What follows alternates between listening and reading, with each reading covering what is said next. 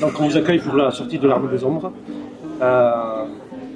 Comment est venue l'idée d'adapter le roman de Joseph Cassel en bande dessinée? Eh ben, en l'écrivant et en le dessinant. C'est le plus simple. En le lisant d'abord, mais surtout c'est parce que Éric Derriand, notre éditeur chez Phileas, nous a proposé de le faire. Donc je ne pouvais pas dire non à une telle proposition. Et voilà, on s'est lancé directement. Exactement. Et comment on travaille l'adaptation d'un tel roman? C'est un chef-d'œuvre de la littérature qui a été adapté au cinéma.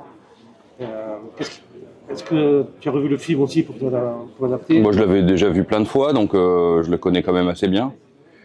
Après, c'est pas parce qu'un livre a été adapté au cinéma qu'il est plus extraordinaire que s'il l'avait pas été. Donc c'était pas gênant le cinéma. Le seul truc, c'était qu'il fallait pas recopier le film.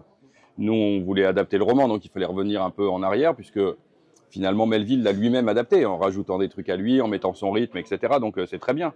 Mais nous aussi, il fallait qu'on fasse la même chose à partir du roman. Donc on a commencé à se pencher, en tout cas moi, là-dessus, à essayer de voir ce que moi j'avais envie de raconter de ce roman. Voilà, ce qui était plus simple que les premières fois que je l'avais lu, puisque j'avais fait plusieurs années avec Madeleine à parler de la résistance, donc j'avais une idée sans doute un peu plus claire de la première fois que je l'ai lu adolescent ou de la deuxième fois que je l'ai lu justement en 2017, juste avant d'aller voir Madeleine. Donc ça s'est fait finalement assez naturellement, c'était pas très compliqué. La pression, elle est pas là. J'ai adapté du Victor Hugo, j'ai adapté des grands écrivains, d'autres grands écrivains, ça m'a jamais posé de problème. Donc voilà, et par rapport au film, il n'y avait pas de pression non plus. C'est presque plus un bonus, c'est-à-dire que les gens savent que le film existe, ils le connaissent tous, et donc j'espère qu'ils auront envie de voir la différence entre les deux. Après, c'est temps-ci, tu as fait beaucoup de bandes dessinées sur la Seconde Guerre mondiale. Oui. Est-ce que tu penses que tu fais un devoir de mémoire pour les gens Non, parce que moi, je ne crois pas au devoir de mémoire, parce que c'est quelque chose que je dis tout le temps, mais quand j'étais à l'école, j'aimais pas faire mes devoirs. J'aime toujours pas, donc si on me forçait à faire les choses, ça me plairait pas. J'ai envie de le faire, donc c'est une envie de mémoire, mais surtout pas un devoir de mémoire. Et d'ailleurs, je pense que si on le donne aux gens comme un devoir, il faut le lire, il faut faire ceci, cela, ça va leur casser les couilles. Et en fait, ça aura l'effet inverse. Donc c'est vraiment un truc qui vient de l'envie, je pense, d'un côté comme de l'autre. Pour la partie des siennes, tu as choisi de travailler avec Emmanuel Moineau. Exact. C'était ton premier choix? C'était notre troisième, je crois. Mais comme je dis toujours, par contre, j'ai pas voulu qu'on mette plusieurs dessinateurs en concurrence, parce que je déteste ça. Donc on a demandé à l'un après l'autre s'il pouvait. Et puis voilà, c'est arrivé à Emmanuel, mais ça tombait parfaitement parce que le côté ombre et le dessin d'Emmanuel vont bien ensemble.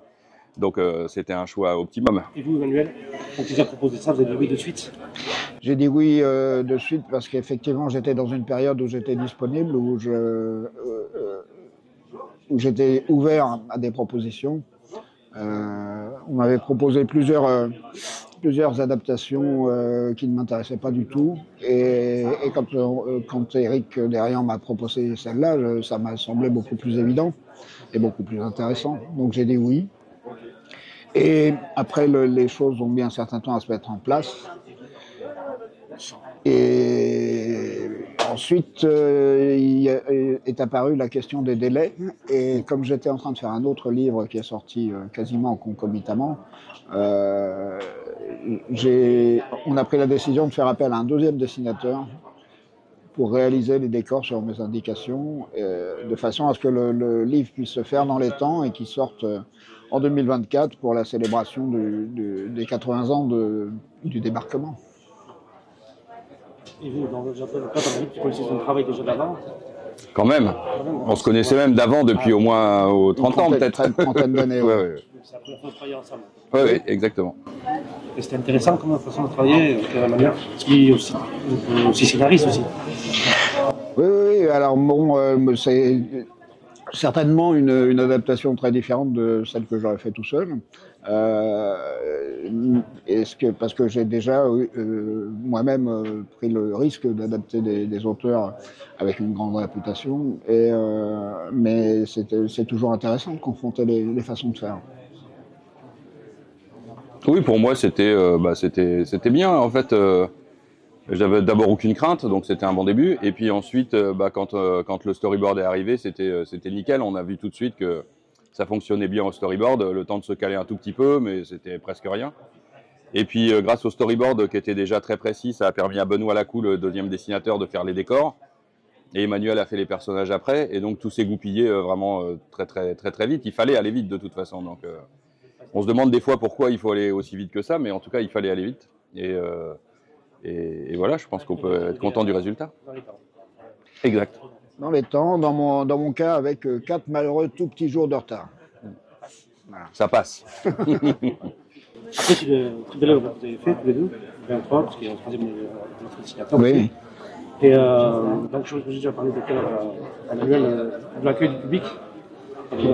Et, je sais pas, il vient de sortir là, donc je sais pas, on verra. Je pense que on a un bon accueil journalistique déjà, donc c'est déjà un bon début. Et après pour le reste, je pense qu'on en saura plus après Noël. J'imagine que c'est pour ça qu'on nous a demandé d'aller vite pour le sortir à cette période, pour qu'il soit encore sur l'étape de Noël.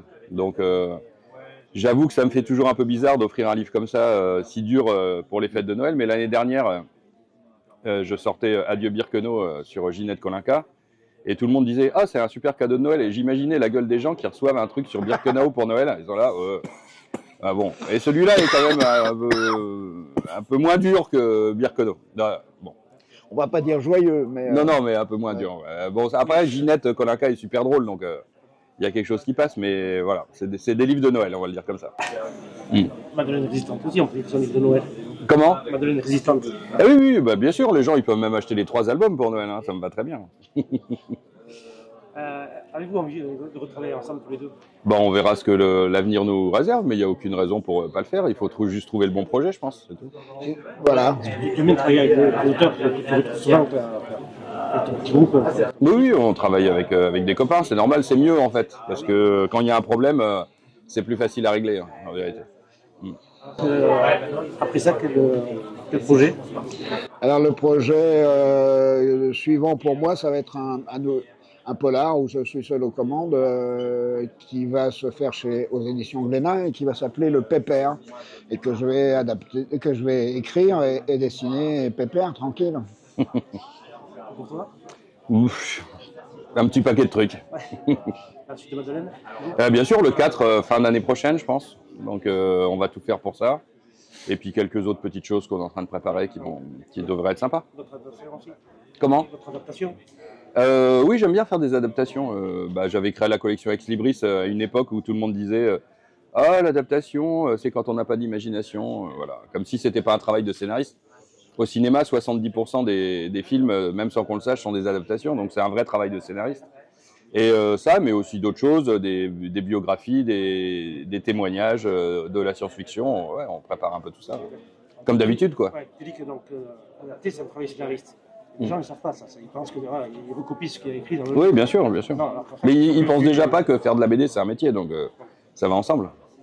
Et oui, parce que l'adaptation, c'est quand même travailler, il faut l'adapter pour que ce soit dans le format de la bande dessinée. Déjà, ce qui est compliqué quand on fait de la bande dessinée pour faire l'adaptation, c'est qu'il faut savoir lire.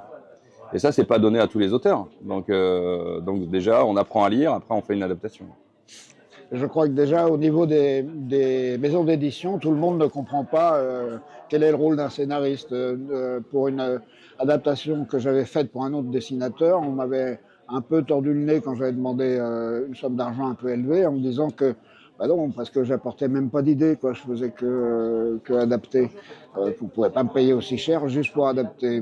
Et comme si un scénariste, comme à l'époque, dans les années 50, était un donneur d'idées au dessinateur, comme si le scénariste était un auteur secondaire. Et je crois que c'est une idée, malheureusement, qui reste encore un peu ancrée. Oui, c'est vrai que c'est dommage. Ça bouge, grâce à des gens comme Jean-David qui réunissent un lectorat autour de leur nom aussi. Mais ça reste une idée que oui, le scénariste, il dit, c'est lui qui dit qu'il faut que le personnage glisse sur la peau de banane, quoi. C'est vrai que quand On n'a pas vu cette scène de la peau de banane Non. qui est dans le roman, dans l'Armée des Ombres. la collection Ex-Libris, justement, ça permet aussi à les jeunes de lire les bandes dessinées et de découvrir des romans qu'ils n'auront pas lus. Bah en fait, c'est ça l'idée, mais je pense que ça permettait aussi à des plus vieux de les lire, parce que quand nous, on avait fait les Trois Mousquetaires, j'avais plein de gens qui me disaient « Oh, mais pourquoi faire les Trois Mousquetaires? On connaît déjà l'histoire. » Donc je disais aux gens « Mais vous avez lu le livre ?»« Ah bah non, mais on a vu les films. » Bah alors vous avez déjà vu des adaptations, donc vous connaissez pas la vraie histoire. Donc nous, on est plus proche de la vraie histoire que les Charlots Mousquetaires, par exemple. Donc c'est bizarre, en fait, cette idée-là que la BD n'aurait pas le droit de faire d'adaptation, alors qu'eux-mêmes, ils ne connaissent les histoires que par les adaptations. C'est pas dur de lire le livre de Dumas, en plus. Mais, et c'est pareil, je pense, maintenant pour Le Comte de Monte Cristo, même si beaucoup de gens achètent le livre. Et donc, finalement, ça fait un effet inverse qui est pas mauvais. Vous savez que la bande dessinée L'Armée des Ombres va permettre aux gens de lire le roman de Giscard d'Estaing. Bah, surtout que je pense que dans l'esprit des gens, L'Armée des Ombres, c'est avant tout le film. Aujourd'hui, particulièrement. Enfin, et donc, je pense que le roman est moins... Les gens savent moins que c'est un roman plutôt qu'un film. Donc, c'était bien, justement, de revenir au livre. Bon, ben, merci beaucoup. Merci. à vous.